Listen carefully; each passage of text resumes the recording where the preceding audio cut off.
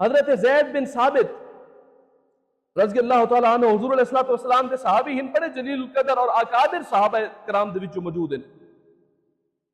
آپ دی والدہ دا وصال تھی گیا, جنازے دے اتے لوگ گئے, آپ بزرگ ہیں, آپ کمزور ہیں, کافی عمر ہے.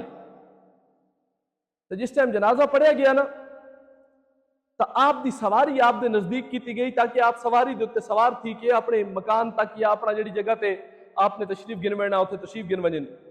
تو حضرت عبداللہ ابن عباس آئے, حضور دی آل دے وچوں, چھوٹے ہیں صحابی لیکن اس ٹائم چھوٹے ہیں, عمر دے وچ چھوٹے ہیں. حضرت زید بن ثابت آپ بہت بڑے اکابر صحابہ کرام دے وچوں ہیں.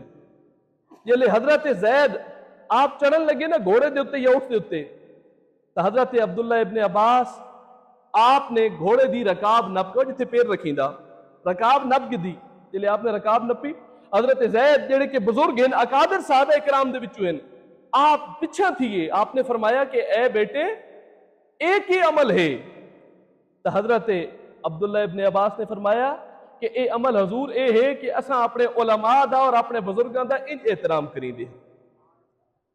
آپ نے فرمایا اچھا. آپ دوڑے اور آپ نے حضرت عبداللہ ابن عباس آپ دا ہاتھ نپیا, ہاتھ نپ کے چم گدا, کیونکہ عمر دے وچ چھوٹے ہیں. عرض کی تھی حضور ایک ہی ہے, جناب ایک ہی ہے.